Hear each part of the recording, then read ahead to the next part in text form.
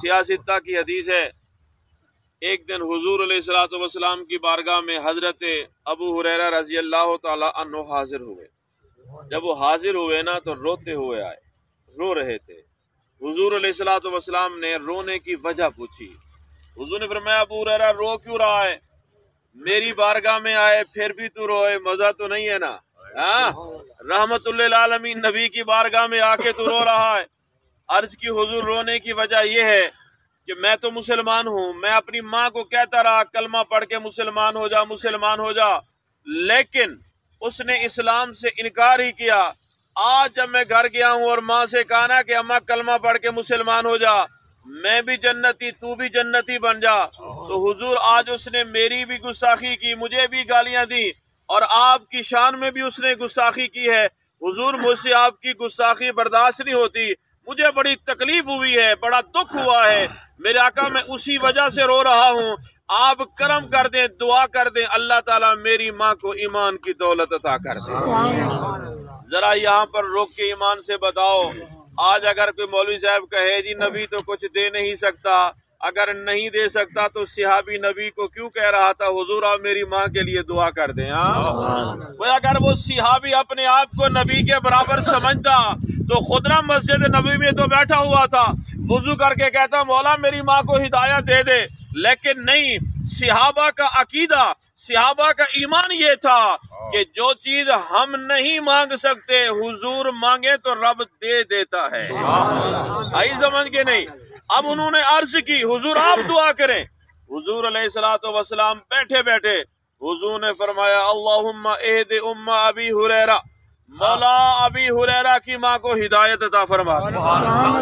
مسلم شریف کے اندر سیاستہ کے اندر یہ حدیث موجود ہے، جب حضور علیہ الصلوۃ والسلام نے دعا مانگی نا تو حضرت ابو ہریرہ فرماتے ہیں میں وہاں سے دوڑا۔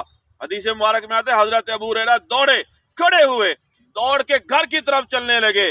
آپ فرماتے ہیں جب میں دروازے پہ پہنچا نا تو مجھے چلنے کی آواز آ رہی تھی اور ایسے لگتا تھا کہ وہاں نہا رہا ہے۔ میں جب دروازے کے قریب گیا اندر سے میری ماں نے آواز لگائی ابو ہریرہ ہے؟ میں نے کہا ہاں ماں۔ اس نے کہا ٹھہر جا، ابھی میں غسل کر رہے ہوں، ابھی اندر نہیں آنا۔ حضرت ابو ہریرہ فرماتے ہیں میں جب وہاں پر ٹھہر گیا میری ماں نے غسل کیا نا، پھر اس نے کہا اب آ جاؤ۔ جب میری ماں نے دروازہ کھولا میں اندر داخل ہوا تو میری ماں نے کہا اشہد ان لا الہ الا اللہ واشہد ان محمد عبدہ۔ حضرت ابو ہریرہ کہتے ہیں میں نے ماں سے پوچھا یہ کیا؟ اس نے کہا ابو ہریرہ تجھے مبارک ہو، اللہ نے میرے سینے کو اسلام کے لیے کھول دیا ہے۔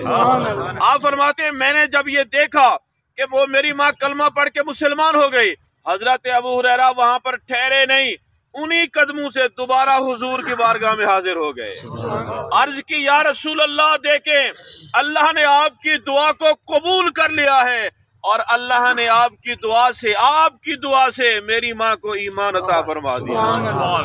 جب انہوں نے یہ عرض کی نا حضور مسکرائے۔ حضرت ابو ہریرہ نے دیکھا حضور موج میں بیٹھے، کچھ اور نہ مانگ لوں۔